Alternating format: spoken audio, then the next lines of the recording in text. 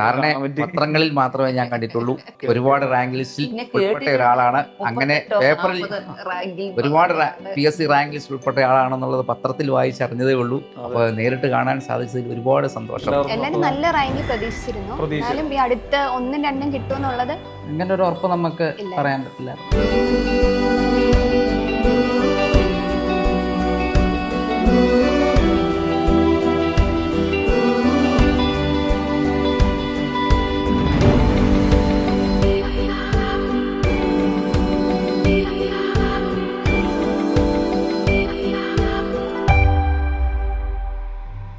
അപ്പോൾ എല്ലാവർക്കും നമസ്കാരം.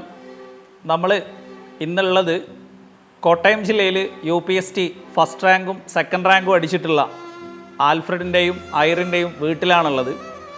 നിങ്ങൾ പലപ്പോഴും 1ഉം 2ഉം പറഞ്ഞിരിക്കുന്ന ഭർത്താക്കന്മാരെയും ഭാര്യമാരെയൊക്കെ കണ്ടിട്ടുണ്ടാവും.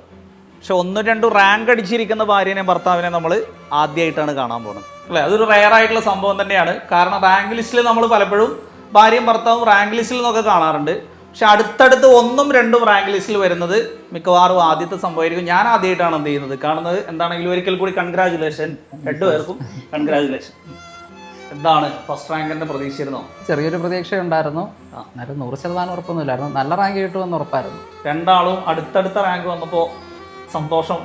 നോർമലി സന്തോഷം എന്ന് പറയുന്നത് ഒരു ചെറിയൊരു കാര്യമാണ്, പക്ഷെ എന്തെന്നില്ലാത്തൊരു സന്തോഷം തോന്നൂലേ? ഭയങ്കരമായിട്ടും നമ്മൾ പ്രതീക്ഷയെക്കാളും അപ്പുറത്തെ സന്തോഷം. നമ്മൾ എനിക്ക് അറിയാൻ പറ്റുന്നില്ല എങ്ങനെയാ പറയേണ്ടത്, എക്സ്പ്രസ് ചെയ്യേണ്ടതെന്ന് പോലും. ഫസ്റ്റ് റാങ്ക് ലിസ്റ്റ് വന്നപ്പോ ആരാ നോക്കിയേ? ഞാനായിരുന്നു നോക്കിയത്. അത് ഇന്ന് വരുന്ന പ്രതീക്ഷ ഉണ്ടായിരുന്നോ? ഇന്ന് വരുമെന്ന് അറിയാമായിരുന്നു. ഇന്ന് ആണെങ്കിൽ ഫസ്റ്റ് വന്നതും കോട്ടയം ജില്ല. അതെ, കോട്ടയത്തിന്റെ ആദ്യം വന്നു. അപ്പൊ ആദ്യം തന്നെ വന്ന് നോക്കിയതും ആദ്യത്തെ പേരും നിങ്ങൾ രണ്ടുപേരും ആയപ്പോ തന്നെ സന്തോഷമായി. പിന്നെ മൂന്നാമത് ആരോട് ആദ്യം പറഞ്ഞു?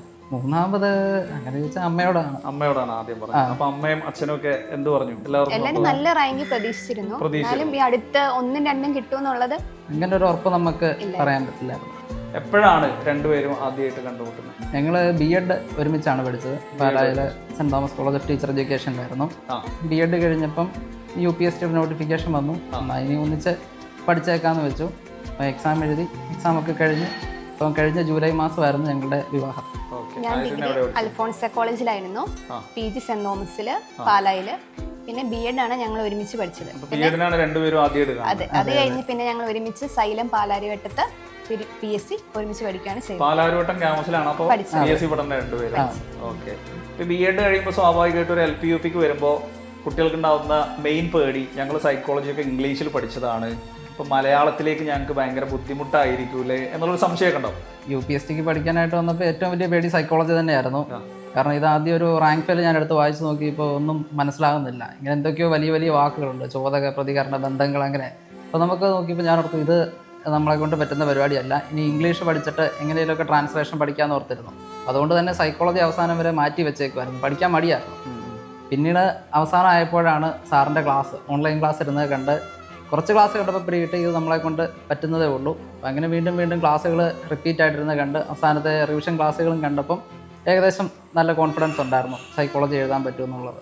ബാക്കി സബ്ജക്റ്റുകളൊക്കെയോ ക്ലാസ്സുകളും കാര്യങ്ങളൊക്കെ എങ്ങനെ? ബാക്കി സബ്ജക്റ്റുകൾ പ്രധാനമായിട്ടും എനിക്ക് മാത്സും ഇംഗ്ലീഷും എളുപ്പമായിരുന്നു, പണ്ട് തൊട്ടേ എളുപ്പമായിരുന്നു. അപ്പോൾ അതുകൊണ്ട് എനിക്ക് ഒരുപാട് സമയം അതിനു വേണ്ടി ചിലവഴിക്കേണ്ടി വന്നില്ല.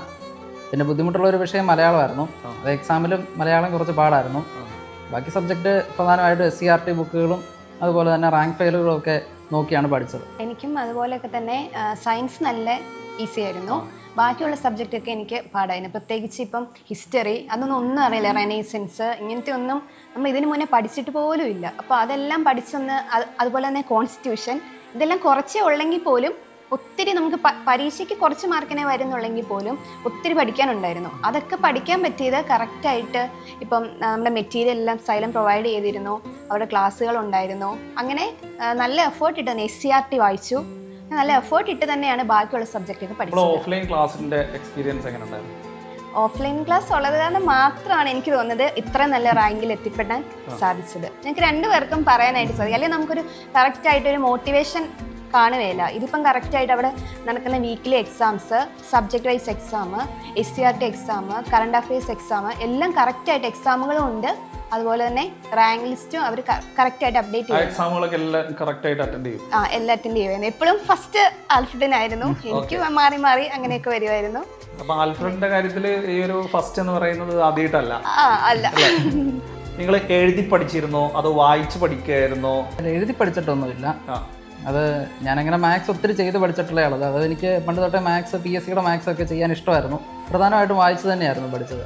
പ്രോപ്പർ റിവിഷൻ തന്നെ വായിച്ച് പഠിക്കുക എന്നുള്ളതേ ഉള്ളായിരുന്നു. എഴുതി പഠിച്ച് നമുക്ക് ഒത്തിരി സമയം നഷ്ടം. അത് ഓരോ ആൾക്കാർക്കും ഓരോ രീതിയാണല്ലോ. പിന്നെ എക്സാമുകൾ അറ്റൻഡ് ചെയ്യുമായിരുന്നു. ഒത്തിരി എക്സാംസ് അറ്റൻഡ് ചെയ്തത് തന്നെയാണ് ഇങ്ങനെ ഒരു. ഇനിയിപ്പം പ്രത്യേകിച്ച് വീട്ടുകാരുടെ സപ്പോർട്ട് എങ്ങനെയായിരുന്നു? വീട്ടിൽ നല്ല സപ്പോർട്ടായിരുന്നു. അങ്ങനെ ഇപ്പം BEd കഴിഞ്ഞു, ഇത്രയും പ്രായമായി, ജോലിക്ക് അങ്ങനെ ആരും നിർബന്ധിച്ചിട്ടൊന്നുമില്ല. ഇഷ്ടമുള്ള അത്രയും കാലം പഠിച്ചോളാനാണ് പറഞ്ഞത്. അപ്പം അതുകൊണ്ട് ഇപ്പം PSC പഠിക്കാൻ എറണാകുളത്ത് പോകണമെന്ന് പറഞ്ഞപ്പം ഒരു കുഴപ്പമില്ല, പോയി പഠിച്ചോ, അങ്ങനെയായിരുന്നു. നല്ല സപ്പോർട്ടായിരുന്നു. ഇതിന് മുന്നേ വേറെ ഏതെങ്കിലും റാങ്ക് ലിസ്റ്റ് വരികയോ അല്ലെങ്കിൽ ഈ ഒരു LPന്റെ പഠനം കൊണ്ട് പിന്നെ ഏതെങ്കിലും എഴുതുക ചെയ്തായിരുന്നു? ഇതിനു മുമ്പേ ഇപ്പം LDCയുടെ റാങ്ക് ലിസ്റ്റിൽ കോട്ടയത്ത് 69ാം റാങ്ക് കിട്ടിയായിരുന്നു. അത് രണ്ടുപേരും ഉണ്ടായിരുന്നു. റാങ്ക് ഉണ്ടായിരുന്നു. എത്രയായിരുന്നു? എനിക്ക് ഇച്ചിരി താഴോട്ടായിരുന്നു, 300 ആയിരുന്നു. പഠിച്ചിട്ട് എഴുതിയതൊന്നും അല്ല.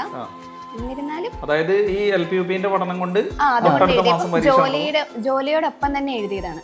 ഈ രണ്ടുപേരുടെയും ലക്ഷ്യം എന്താ? HSST.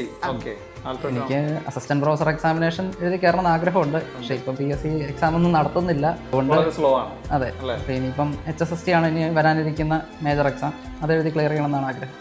എന്തായാലും രണ്ടുപേരും ഇതുപോലെ കൂടുതൽ റാങ്ക് ലിസ്റ്റുകളിലും അവരവന്റെ സ്വപ്നം പോലെയൊക്കെ ഉയർന്ന് രണ്ടുപേർക്കും കൈകോർത്ത് തന്നെ പോകാൻ പറ്റട്ടെ എന്ന് പ്രാർത്ഥിക്കുന്നു.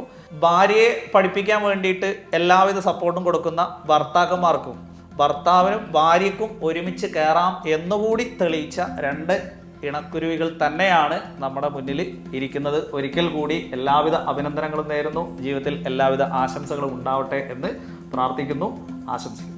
Thank you sir.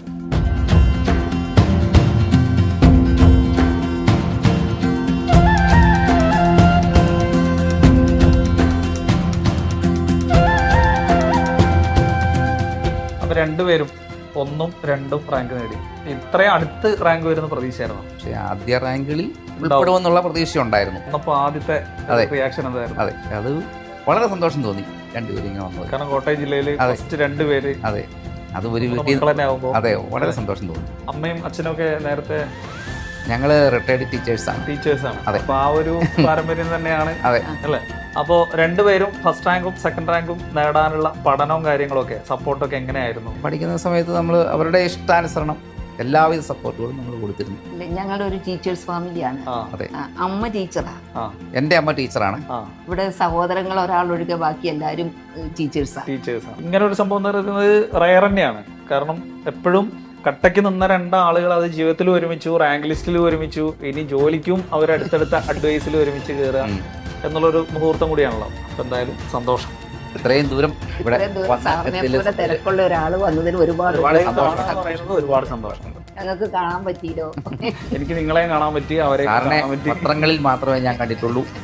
ഒരുപാട് റാങ്ക് ലിസ്റ്റിൽ ഉൾപ്പെട്ട ഒരാളാണ്. അങ്ങനെ പേപ്പറിൽ ഒരുപാട് PSC റാങ്ക് ലിസ്റ്റിൽ ഉൾപ്പെട്ട ആളാണെന്നുള്ളത് പത്രത്തിൽ വായിച്ചറിഞ്ഞതേ ഉള്ളൂ. അപ്പോൾ നേരിട്ട് കാണാൻ സാധിച്ചതിൽ ഒരുപാട് സന്തോഷം. എനിക്ക് ഒരുപാട് സന്തോഷം. നമുക്ക് ഇങ്ങനെ ഒരുപാട് ആളുകൾ ജോലിയൊക്കെ കിട്ടി കാണാന്ന് പറയുമ്പോൾ അതൊരു സന്തോഷമാണ്. ഞാനും ഒരു ടീച്ചർ ജോലി അത്ര ഇഷ്ടപ്പെട്ടിട്ട് ഈ ഫീൽഡിലേക്ക് വന്നതാണ്. അപ്പൊ ടീച്ചർമാരെ കാണുമ്പോൾ എനിക്ക് അത്ര ഇഷ്ടമാണ്. സാറിന്റെ സൈക്കോളജി ക്ലാസ്സിനെ കുറിച്ചൊക്കെ അവൻ എന്ത് ഇതായിട്ടാണ് പറഞ്ഞിട്ടുള്ളത്.